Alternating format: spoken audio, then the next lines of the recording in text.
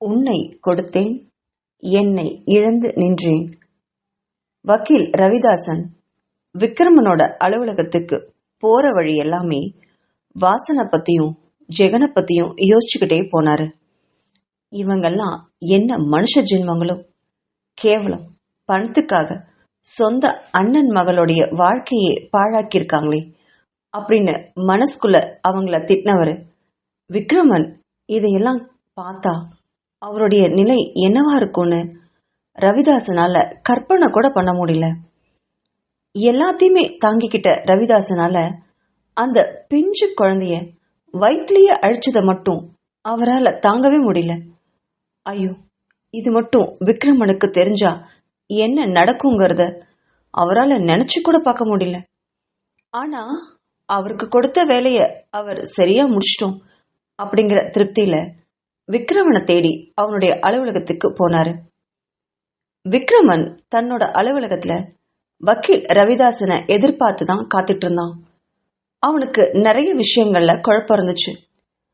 கொஞ்ச நாட்களுக்கு முன்னாடி ஒரு வாரம் அவன் வீட்டுக்கே போகாம இருந்த அந்த நாட்கள்ல ஒரு நாள் பங்கஜம் அவனை தேடி அலுவலகத்திற்கு வந்திருந்தா. வீட்டுக்கு வராம இப்படியெல்லாம் இருக்காதீங்க தம்பி அப்படின்னு தனக்கு அறிவுரை சொன்னவன் தயங்கி தயங்கி தன்னோட குழந்தை அழிஞ்ச அந்த நாள்ல பவித்ரா தங்கள் வீட்டுக்கு வந்து ரொம்ப நேரம் மேதா கூட விளையாட்டு இருந்ததா சொன்னான் பங்கஜம். அதை கேள்விப்பட்ட விக்ரமன், என்னக்கா நீங்க சின்ன பிள்ளைத்தனமா இதெல்லாம் ஒரு கம்ப்ளைண்டா வந்து சொல்றீங்களே, அவங்க எப்பவுமே மேதா கூட தினமும் விளையாடிட்டு தானே போவாங்க, அதை மட்டும் குறிப்பிட்டு சொல்ற அளவுக்கு அன்னைக்கு வேற என்ன நடந்துச்சு அப்படின்னு கேட்டா. அதில்ல தம்பி, எப்பவுமே அந்த அம்மா வந்தா ஒரு 2 மணி நேரத்துல குழந்தையோட விளையாடிட்டு கிளம்பிடுவாங்க. ஆனா அன்னைக்கு வந்தவங்க உங்க அம்மா அப்பா வீட்டுல இல்லைன்னு தெரிஞ்சுமே ரொம்ப நேரம் இருந்தாங்க. நம்ம பாவனா இறந்ததுக்கு அப்புறம் அவங்க நம்ம வீட்டுல சாப்பிட்டதே இல்ல தம்பி. ஆனா அன்னைக்கு ரித்தன்யாவை வலுக்கட்டாயமா எடுத்து வைக்க சொல்லி சாப்பிட்டுட்டு தான் போனாங்க. அது மட்டும் இல்ல தம்பி, அது வந்து அப்படின்னு இழுத்தவ தயங்கி தயங்கி நிற்க, என்னக்கா சொல்லுங்க, என்ன விஷயம், உங்களுக்கு ஏன் அவங்க மேல இவ்வளோ சந்தேகம் வந்துச்சு அப்படின்னு கேட்டான். இல்ல தம்பி, ரித்தன்யாமா அன்னைக்கு கொஞ்சம் சரியா சாப்பிடாம கொஞ்சம் மீறி தட்டுல வச்சுட்டாங்க. நான் அதை கொட்ட மனசு இல்லாம நம்ம வீட்டு நாய்க்கு போட்டேன். அதை சாப்பிட்ட நாய் நைட்டெல்லாம் கத்திட்டே இருந்தது. ஏன்னு எனக்கு தெரியவே இல்லை. ஒருவேளை நம்ம வீட்டு குழந்தை அழிஞ்சதுக்கும் இதுல ஏதாவது சம்பந்தம் இருக்குமோன்னு நினைச்சேன் அப்படின்னு தன்னோட சந்தேகத்தை கேட்டா.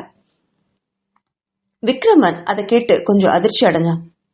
அப்படி ஒருவேளை இருக்கலாமோ அப்படின்னு நினைச்சவன், ஆனா அதுக்கு சாட்சி எதுவும் இல்லையேக்கா, சாட்சி இல்லாம ஒருத்தரை பத்தி தப்பா சொல்றது ரொம்ப பெரிய பாவம் அப்படின்னு பங்கஜத்தை பார்த்து விக்ரமன் சொன்னான். தெரியல தம்பி, எனக்கு ஏதோ கொஞ்சம் சந்தேகமா இருந்துச்சு. நீங்க அதை என்னன்னு விசாரிச்சு தெரிஞ்சுக்கோங்களேன். நம்ம ரித்தன்யா குழந்தைக்காக ரொம்ப ஆசைப்பட்டு காத்துட்டு இருந்துச்சு. குழந்தை கலைஞ்சதுக்கு அப்புறம் அவ சரியா சாப்பிட்றதே இல்லை, ரொம்ப இழைச்சு போயிட்டாங்க. நீங்களும் அவங்க கிட்ட சரியா பேசுறதில்ல, வீட்டுக்கும் வர்றதில்ல. இப்படியே இருந்தா எப்படி தம்பி, நம்ம பக்கம் ஏதாவது தப்பு இருக்கான்னு யோசிக்கணும் இல்லையா அப்படின்னு வருத்தத்தோட சொன்னான். அதுவும் சரிதான்க்கா அப்படின்னு சொன்னவன், சரி நீங்க கிளம்புங்கக்கா, நான் இதை என்னன்னு விசாரிச்சுட்டு நான் அப்புறம் பாக்குறேன் அப்படின்னு பங்கஜத்தை அன்னைக்கு சொல்லி அனுப்பி வச்சிருந்தான் விக்ரமன். அவனுக்கு எல்லா உண்மைகளும் தெரிந்தே ஆகணும் அப்படின்னு நினைச்சான். ஆனா யார்கிட்ட இருந்து என்ன விஷயம் வந்தாலும் அதுக்கு சரியான சாட்சிகள் இல்லை, என்ன பண்றதுன்னு ரொம்ப நேரமா யோசிச்சுட்டு இருந்தான் விக்ரமன். அவனுடைய சந்தேகம் முழுசும் இப்போ பாவனாவோட குடும்பத்தின் மீது தான் இருந்துச்சு. ஆனா அதை நிரூபிக்கிற சாட்சிகள் தான் அவன்கிட்ட இல்ல. அவனுக்குமே இன்னும் நிறைய விஷயங்கள் தெரியாம இருக்கும்போது எப்படி அதை நிரூபிக்கிறதுன்னு குழப்பத்திலே இருந்தவன் ரொம்ப நேரம் கழிச்சு ஒரு முடிவுக்கு வந்தான். அதன்படி தன்னோட செயல்களை ஆற்றத் தொடங்கினான் விக்ரமன். திட்டங்களை சரியா போட்டான். அவன் திட்டப்படி வாசனோட சொத்து மேல கேஸ் போட வச்சு அவங்கள பதற வச்சான். அந்த பதட்டத்துல கண்டிப்பா அவங்க ஒரு வக்கீலை தேடி போவாங்க. அந்த வக்கீல் நமக்கு தெரிஞ்சவரா இருந்தா அங்க வேலை சுலபமா முடிஞ்சிடும். அவங்க வாயாலேயே என்னென்ன பண்ணாங்கங்கிறத சொல்ல வச்சிடலாம். அப்படி சொல்ல வைக்கும்போது வக்கீல் மட்டும் அதை கேட்டு தெரிஞ்சுக்கிட்டா போதாது, அதுக்கும் சரியான எவிடன்ஸ் வேணும். பல்ல பிடுங்கின பாம்பு மாதிரி அவங்க அடங்கி போகணும். அதுக்கு என்ன வழி அப்படின்னு அதையும் யோசிச்சு ஒரு முடிவுக்கு வந்தவன் அதுக்கப்புறம் செயல்களெல்லாம் புயல் வேகத்துல மடமடன்னு நடத்தினான். இதோ இன்னைக்கு எல்லா பிரச்சனைகளுக்கும் ஒரு முடிவு வந்தது போல வக்கீல் அவனை தேடி வரதா சொல்லியிருக்காரு. எல்லா உண்மைகளையும் வக்கீல் கிட்ட அவங்க சொல்லிட்டாங்களாம். அதுக்குண்டான எவிடன்ஸோட ரவிதாசன் வரதா இப்பதான் அலைபேசியில கூப்பிட்டு இருந்தாரு. அவருக்காக தான் தன்னோட அலுவலகத்துல காத்துட்டு இருந்தான் விக்ரமன். கொஞ்ச நேரம் கழிச்சு ரிசப்ஷன்ல இருந்து அவனுக்கு ஒரு போன் வந்தது. வக்கீல் ரவிதாசன் வந்திருப்பதாக சொல்ல அவரை உடனே உள்ள அனுப்புமாறு கட்டளையிட்டான்.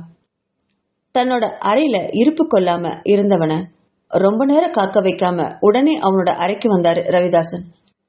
அவர் உள்ள வந்ததும் கதவை இழுத்து சாத்தி லாக் போட்டவரு விக்ரமனை பார்த்தபடியே, கொஞ்ச நேரம் இந்த அறைக்கு யாரும் வராம பாத்துக்கோங்க அப்படின்னு சொல்லிட்டு அவனோட எதிர்ப்புறம் இருந்த நாற்காலியில வந்து உட்கார்ந்தாரு வக்கீல்.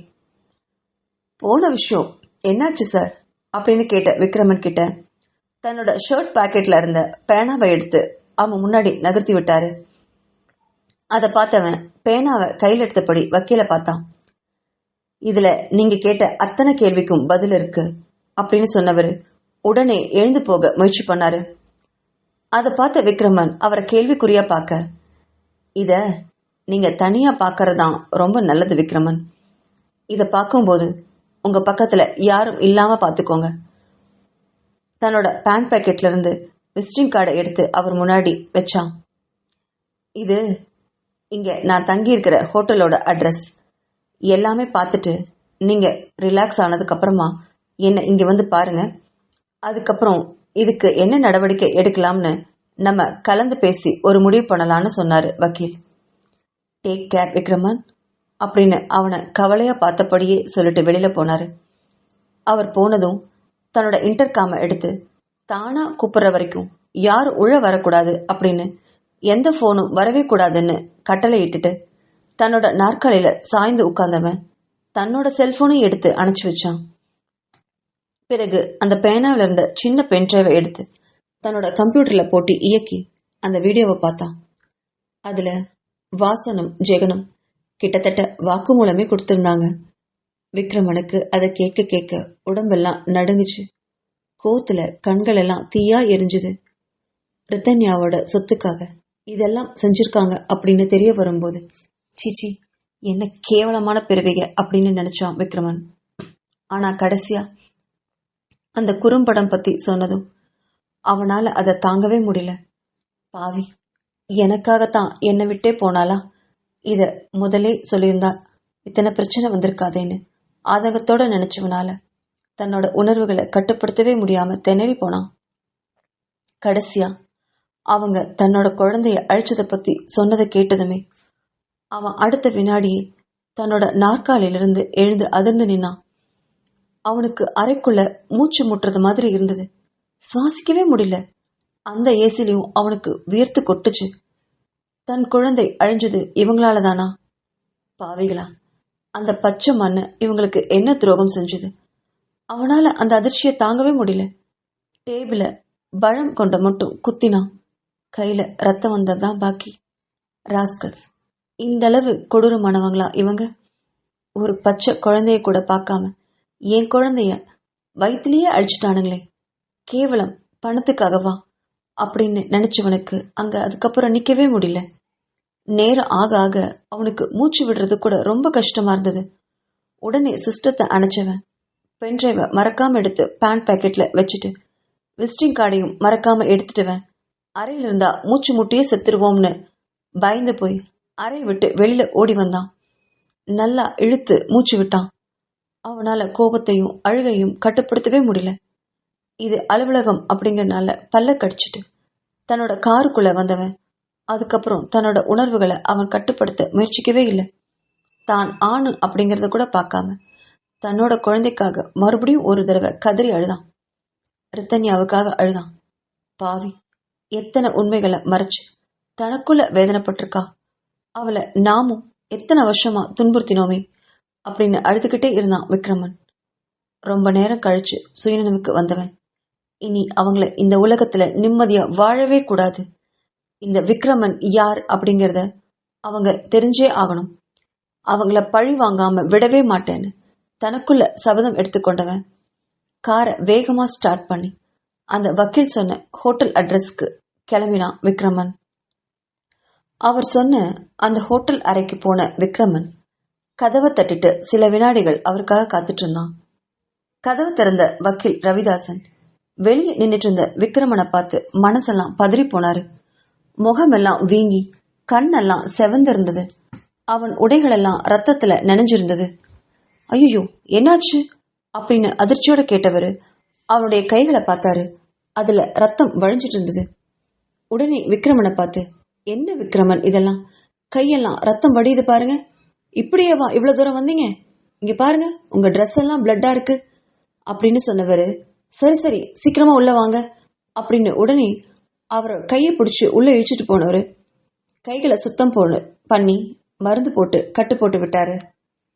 விக்ரமன் பேய் அறிஞ்சது மாதிரி சுயநினைவே இல்லாம நின்றுட்டு இருந்தான். அவன் எப்படி இவ்வளவு தூரம் கார் ஓட்டிட்டு வந்தாங்கிறது ரவிதாசனுக்கே ஆச்சரியமா இருந்தது. அவனுடைய உணர்வுகளை நன்கு புரிஞ்சிருந்தாரு வக்கீல. அவனை உட்கார வச்சு ரிசப்ஷன்ல சொல்லி காஃபி ஆர்டர் பண்ணிட்டு விக்ரமனை பார்த்தபடி எதிர் நாற்காலியில உட்கார்ந்தாரு. இங்க பாருங்க விக்ரமன், உங்க நிலைமை எனக்கு புரியாம இல்லை. ஆனா இதுல இருந்து நீங்க வெளியில வந்துதான் ஆகணும். இது ரொம்ப ஆபத்தான விஷயம். இதுல நீங்க அவங்கள பழி வாங்குறேன்ற பேர்ல எதையாவது செஞ்சு வச்சுடாதீங்க. அது பெரிய சிக்கல்ல போய் முடிஞ்சிடும். நான் சொல்றது உங்களுக்கு புரியுது இல்லையா அப்படின்னு கேட்டுட்டு விக்ரமனை கூர்ந்து பார்த்தாரு. ஆனா அவனும் எங்கேயோ வெறிச்சப்படி உட்காண்டிருந்தான். என்னோட குழந்தை, ஏன் குழந்தை, அவங்களுக்கு என்ன கொடுதல் பண்ணுச்சு? அந்த உயிரைய கருவிலேயே கலைக்க அவங்களுக்கெல்லாம் எப்படி மனசு வந்துச்சு அப்படின்னு விக்ரமன் புலம்பிட்டே இருந்தான்.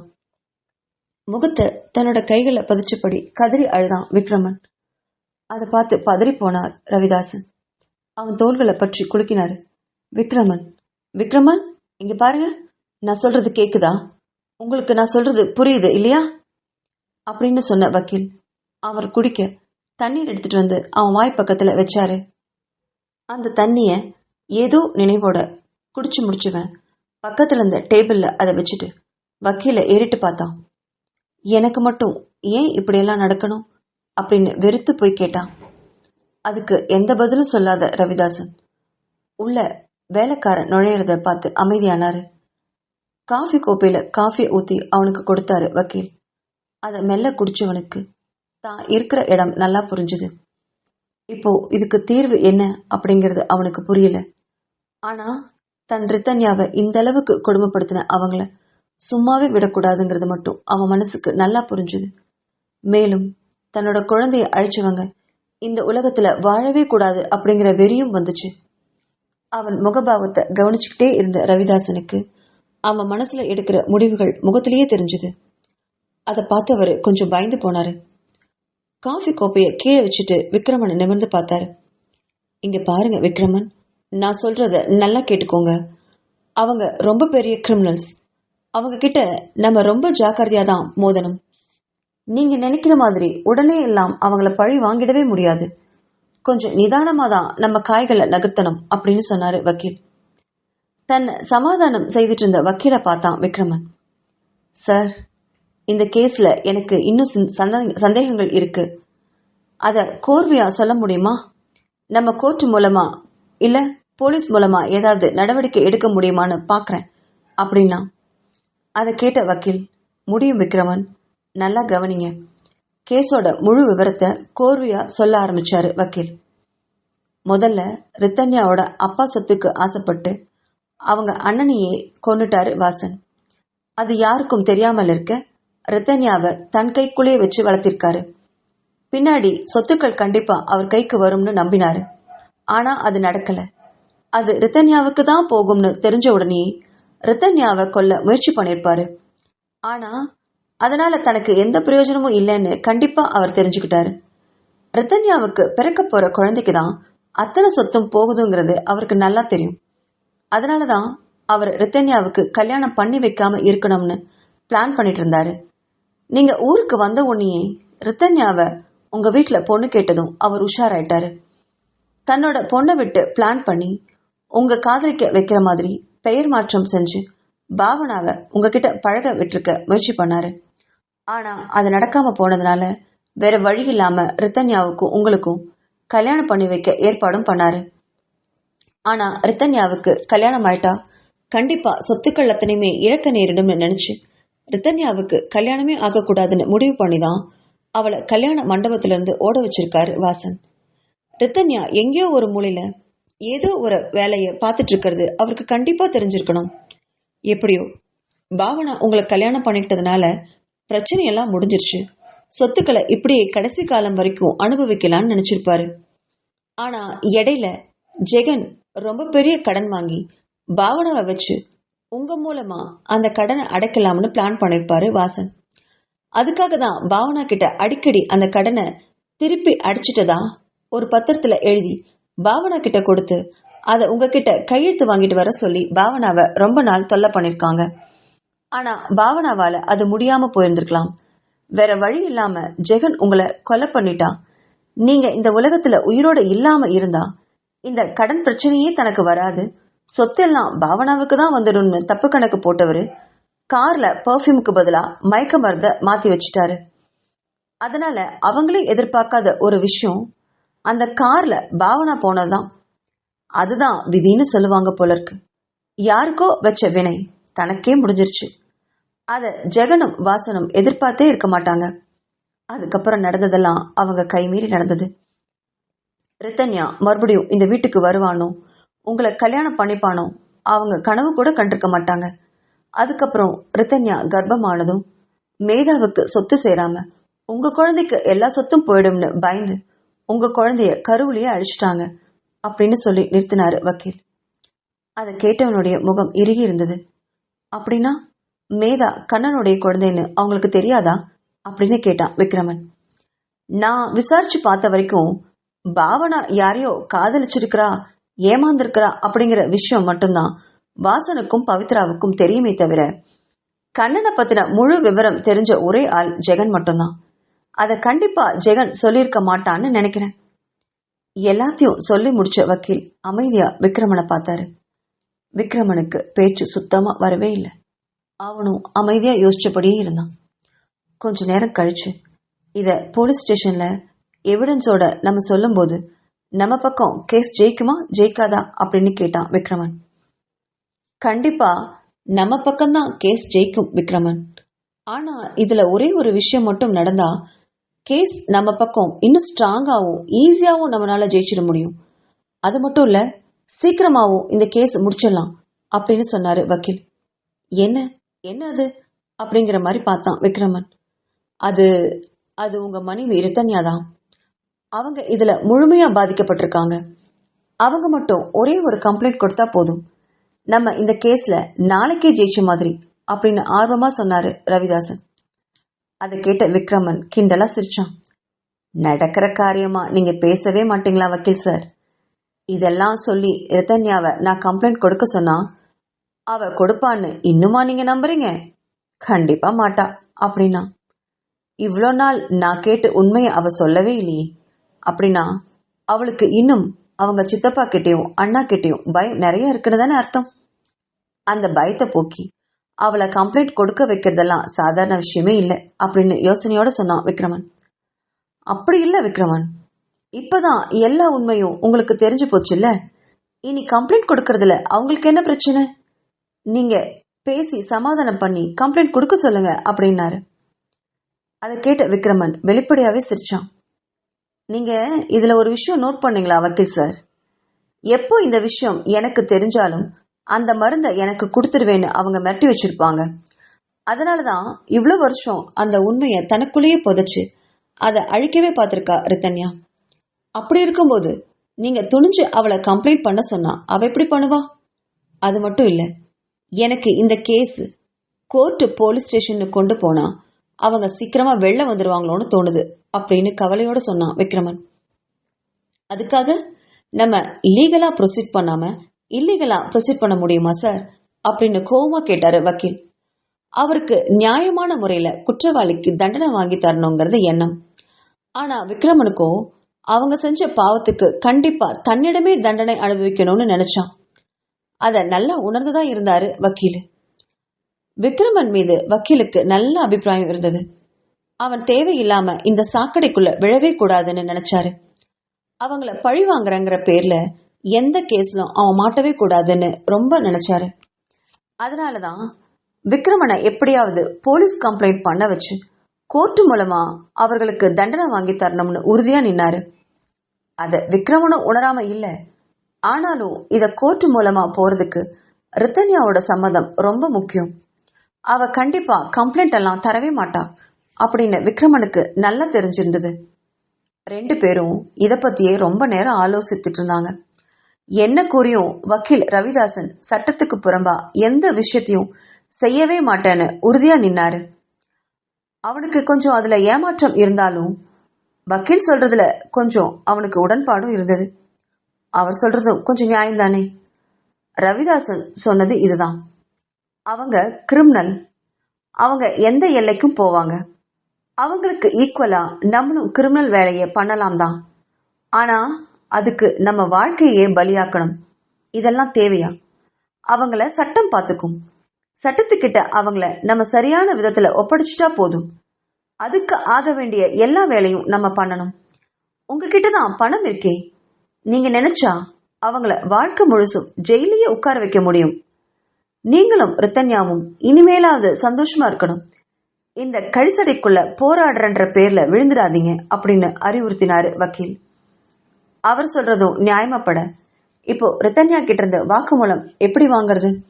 அவ கம்ப்ளைண்ட் கண்டிப்பா கொடுக்கணும். அதுக்கு என்ன வழி அப்படின்னு யோசிச்சான் விக்ரமன். கொஞ்ச நேரம் கழிச்சு வக்கீல் ரவிதாசனி இதுக்கு ஒரு நல்ல யோசனை சொன்னாரு. அவர் சொன்ன யோசனை விக்ரமனுக்கு ரொம்ப பிடிச்சிருந்தது. இப்படி செஞ்சா ரித்தன்யா கண்டிப்பா கம்ப்ளைண்ட் கொடுத்துருவான்னு அவன் ஊர்ஜிதமா நம்பினான். வக்கீல் சொன்னதை கேட்டு மகிழ்ந்த விக்ரமன் அவருக்கு பெரிய நன்றிய சொல்லிட்டு அந்த ஹோட்டல்ல இருந்து தன்னோட வீட்டுக்கு கிளம்பினான். இப்போ மனம் முழுவதும் ரித்தன்யா மேல காதலும் அன்பும் பொங்கி வழிந்தது. ஆனாலும் அவ தங்கிட்ட உண்மையை மறைச்சிட்டாலே அப்படிங்கிற ஆதங்கமும் இருந்தது. இவ்வளோ நாட்களும் உண்மை தெரியாம அவளை ரொம்ப கொடுமை பண்ணதுக்காக ரொம்ப வருத்தப்பட்டான். ஆனா இப்ப இருக்கிற சூழ்நிலையில ரித்தன்யா கிட்ட அவன் மன்னிப்பு கேட்க போறது கிடையாது. இப்போ முக்கிய தேவை அவகிட்ட இருந்து ஒரு கம்ப்ளைண்ட், அவ்வளவுதான். அதுக்கு என்ன வழி? வக்கீல் சொன்னது மாதிரி என்னெல்லாம் பண்ணணும் அப்படின்னு திட்டம் போட்டுக்கிட்டே தன்னோட வீட்டுக்கு கிளம்பினான் விக்ரமன். ஆனா அங்க அவனோட வீட்டுல அவனுக்கு ரொம்ப பெரிய அதிர்ச்சி அவனுக்காக காத்துட்டு இருந்தது. ரித்தன்யாவை வீட்டுக்கு போய் எப்படி சமாதானம் பண்றதுன்னு தெரியாம அதை பத்தியே யோசிச்சுட்டு போனான் விக்ரமன். ஆனா அங்க போனவன் ஒரு வினாடி அதிர்ந்தே போனான். ஏன்னா அவனை பார்த்த அடுத்த வினாடி ஹால்ல இருந்து தலைவிரி குளமா ஓடி வந்து விக்ரமனை மார்போடு அணைச்சுக்கிட்டு கதறி அழுதா. அவளுக்கு ஒண்ணுமே புரியல. இவ எதுக்காக இப்படி அழுகிறா அப்படின்னு அவளை அணைச்சபடி சமாதானம் செஞ்சான். ஆனா அவ அதை கண்டுக்காம உணராம அழுதுகிட்டே இருந்தவளை பார்த்து அதிர்ந்து போனான். ஹே ரித்தன்யா, ஏன் இப்படி அழற? என்னடா சொல்லிட்டு அழு, என்னாச்சு அப்படின்னு எத்தனையோ தடவை கேட்டான். ஆனா அவ பதில் எதுவுமே சொல்லாம அவனுடைய மார்புல விழுந்து அவனை பலம் கொண்ட மட்டும் கட்டி பிடிச்சுக்கிட்டு அழுதுகிட்டு இருந்தா. எவ்வளோ கேட்டும் அவ வாய் திறந்து ஒண்ணுமே சொல்லல. பயந்து போன விக்ரமன் அவளை தோளோடு அணைச்சு வந்து சோஃபாவில் உட்கார வச்சுட்டு அவ குடிக்கிறதுக்கு தண்ணீர் எடுத்துட்டு வர எழுந்து உள்ள போக முயற்சி பண்ணான். ஆனா அவனை விடாம சட்டை பிடிச்சு இழுத்துட்டு அவனுடைய கழுத்துல முகம் புதிர்ச்சு கட்டி பிடிச்சு அழுதா ரித்தன்யா. அவனுக்கு இப்போ என்ன பண்றதுன்னே தெரியல. அம்மா அப்பாவும் எங்க போனாங்க? இவையே இப்படி அழறா அப்படின்னு அவனுக்கு எதுவும் புரியாம அவ தலையை கோதி விட்டபடி அவ முகத்தை தன் தோல்ல இருந்து பிரிச்சு அவ கண்களை தொடச்சு விட்டான். என்ன ரித்தன்யா இதெல்லாம்? எதுக்கு இப்படி அழற? உனக்கெல்லாம் மூச்சு முட்டுது பாரு. இரு, நான் போய் தண்ணி எடுத்துட்டு வரேன். இரு இரு அப்படின்னு அவன் எவ்வளவு சொல்லியும் அவனை எந்திரிச்சு போக விடவே இல்லை. கொஞ்ச நேரத்துல பங்கஜமே வந்து எட்டி பார்க்க அவகிட்ட தண்ணீர் எடுத்துட்டு வரும்படி சொன்னான். மடமடன் உள்ள ஓடி போய் ஒரு டம்ளர்ல தண்ணி எடுத்துட்டு வந்து கொடுத்தா பங்கஜம். அத ரித்தன்யா கையில கொடுத்து அதை குடிக்க வச்சான். தண்ணி குடிச்சதும் அவ கொஞ்சம் கண்ணீர் அடங்கினது. ஆனா கேவல் மட்டும் அடங்கவே இல்லை. மறுபடியும் விக்ரமனை பார்த்து அவனுடைய கண்ணம், தலை, உடல் எல்லாத்தையும் தடவி கொடுத்தபடி அப்படியே அவன் தோல்ல விழுந்து கதனவ மயங்கி சரிஞ்சா. அவ மயங்கி கீழே விழுகிறான் அப்படின்னு தெரிஞ்சதும் அவளை இறுக பிடிச்சபடி சோஃபாவில் உட்கார வச்சு பங்கஜத்தை ஏறிட்டு பார்த்தான். அவ மறுபடியும் தண்ணீர் எடுத்துட்டு வந்து ரித்தன்யாவோட முகத்துல தெளிக்க அவ கண்ணு விழிக்கவே இல்லை. உடனே அலைபேசி எடுத்து மருத்துவருக்கு கூப்பிட்டான் விக்ரமன். அவர் உடனே வர்றதா சொல்ல ரித்தன்யாவை தன் கையால தூக்கிட்டு அவங்களுடைய படுக்கையில போய் படுக்க வச்சான். பின்னாடியே வந்த பங்கஜத்தை பார்த்து, என்னக்கா, என்ன நடந்தது, ஏன் இவ எப்படி அழுதா, அம்மா அப்பா எங்க போனாங்க அப்படின்னு புரியாம கேட்டவன் கிட்ட, தம்பி, அம்மாவும் ஐயாவும் ரொம்ப நாளமா மனசு சரியில்லைன்னு நீங்க ஆபீஸ்க்கு போன உடனே கோயிலுக்கு போயிட்டாங்க, அவங்க இன்னும் வரலையே தம்பி அப்படின்னு சொன்னவகிட்ட, சரிதான்க்கா, இவையே இப்படி அழுகிறா, அப்படிங்க என்ன நடந்தது அப்படின்னு கேட்டான். எனக்கும் சரியா சொல்ல தெரியலைங்க தம்பி. 2 மணி நேரத்துக்கு முன்னாடி மளிகை சாமான வாங்குறதுக்காக நான் கடைக்கு போயிருந்தேன். போகும்போது பணம் எடுக்க மறந்துட்டேன். மறுபடியும் திரும்பி வந்து பார்க்கும்போது இங்க ஒரே ரகலையா இருந்தது. ஆனா எனக்கு உள்ள வர தோணாம வெளியே நின்று ஜன்னல் வழியா இங்க என்ன நடக்குதுன்னு பார்த்தேன். அதை பார்த்து எனக்கு ரொம்ப அதிர்ச்சி ஆயிடுச்சு தம்பி அப்படின்னா. நீங்களும் புதிர் போடாம கொஞ்சம் விஷயத்த சீக்கிரம் சொல்லுங்கக்கா. இப்படி அழுது மயக்கம் போட்டு விழுகிறானா, இங்க ஏதோ பெரிய தப்பான விஷயம் நடந்திருக்கணும். என்ன விஷயம் சொல்லுங்க அப்படின்னு பதட்டத்தோட கேட்டான். 2 மணி நேரத்துக்கு முன்னாடி இந்த வீட்டுல நடந்த சம்பவங்களை பங்கஜம் சொல்ல தொடங்கினா. அவ பார்த்த காட்சி அவளுடைய மனத்திரையில படமா ஓடுச்சு. ரித்தன்யாவை தேடி வாசனும் ஜெகனும் பவித்ராவும் 3 பேரும் வந்திருந்தாங்க. வந்தவங்க ரித்தன்யா கிட்ட வாக்குவாதத்திலே இறங்கிட்டாங்க. ரித்தன்யாவை பார்த்து ஓடி வந்த பவித்ரா அவ தலைமுடிய கொத்தா பிடிச்சா. ஏண்டி, உனக்கு எவ்வளவு திமிர் இருந்தா என் பேத்தி மேதாவ அந்த பரதேசி பயலோட அனுப்பி வச்சிருப்ப. இதுக்குத்தான் பாவனா உன்னை இங்க கல்யாணம் பண்ணி அனுப்பி வச்சாலா? உனக்கெல்லாம் நன்றி இல்ல, நன்றி கெட்ட ஜென்மம் அப்படின்னா பவித்ரா. அதை பார்த்து ஓடி வந்த ஜெகன் தன்னோட அம்மா கையில இருந்து அவளுடைய முடியை எடுத்து விட்டவன் ரித்தன்யாவை பார்த்து ஓங்கி பலார்னு ஒரு அடி அடிச்சான். அவன் அடிச்சதுல கீழே போய் விழுந்தா. மறுபடியும் அவ தலைமுடிய கொத்தா பிடிக்கி தூக்கினா பவித்ரா. அந்த பரதேசி பயலோட கல்யாணம் நடந்தா என் பொண்ணு பாவனோட வாழ்க்கையை பாழா போயிடும்னு நினைச்சுதானடி நாங்க திட்டம் போட்டு விக்ரமனை அவளுக்கு கல்யாணம் பண்ணி வச்சோம். ஆனா நீ இப்படி எங்க பேத்தியோட வாழ்க்கைய கண்ட நாய்கிட்டையும் ஒப்படைச்சு எங்க திட்டத்தைய பாழாக்கிட்டியடி அப்படின்னு கேட்டா பவித்ரா. கொஞ்ச நேரத்துக்கு முன்னாடிதான் பவித்ராவுக்கு மேதாவை கண்ணனோட அனுப்பின விஷயமே தெரிஞ்சது. காலையில எப்பவும் போல கோயிலுக்கு போனவ அவளுடைய பேத்திய வேற யாரோ ஒருத்தனோட கையில பார்த்தத அதிர்ந்து போனான். பவித்ரா அவன்கிட்ட போய் தன்னோட பேத்தியை கேட்டப்போ அவன் தர மறுத்துட்டான்.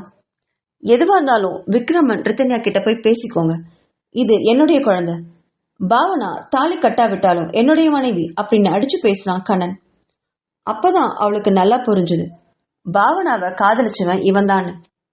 அவனை பார்த்தா சரியான உழைக்கும் வர்க்கம் போல நல்லாவே தெரிஞ்சது.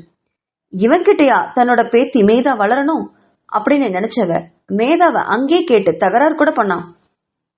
ஆனா கண்ணன் குழந்தைய கொடுக்கவே மறுத்துட்டான்.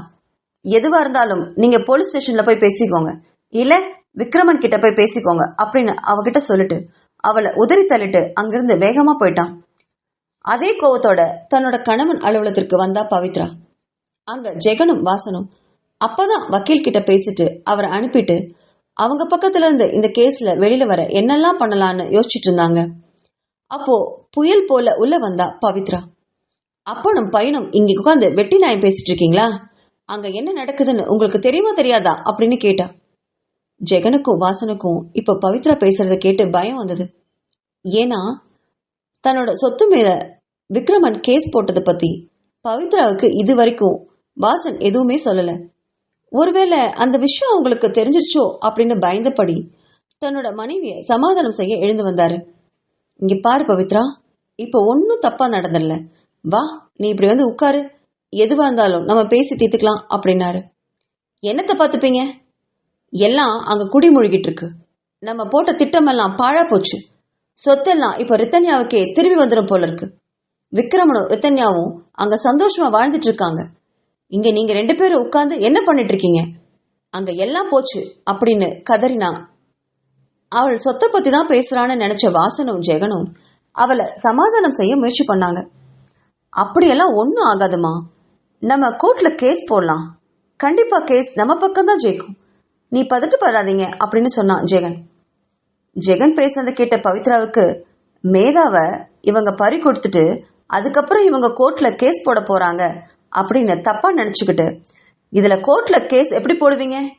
குழந்தை மேதாவை பேசாம நம்ம கிட்டே ஒப்படைக்க சொல்லுங்க, அவளுக்கு சேர வேண்டிய சொத்தையும் சேர்த்து ஒப்படைக்க சொல்லுங்க, நம்ம குழந்தைய நம்மளே வளர்த்துக்கலாம் அப்படின்னு சொன்னா பவித்ரா. வாசனுக்கும் ஜெகனுக்கும் ஒன்னும் புரியாம ஒருவர் பார்த்துக்கிட்டாங்க. குழந்தைக்காக தானே கோர்ட்ல கேஸ் போடுறேன்னு சொன்னீங்க அப்பாவும் பிள்ளையும், கேஸ இப்படி நான் சொல்ற மாதிரி போடுங்க. குழந்தைய ரொம்ப சித்திரவதை பண்றாங்க, விக்ரமன் கல்யாணம் பண்ணிக்கிட்டு வந்த பொண்ணு சரியில்லை, அவன் நல்லா வளர்த்துவா நல்லா பார்த்துப்பான்னு நினைச்சுதான் நாங்க விட்டுருந்தோம், ஆனா அவ சரியா பார்க்கல, அதனால குழந்தைய நம்ம கிட்ட ஒப்படைக்க சொல்லுங்க, இப்படி கேஸ் போடுங்க.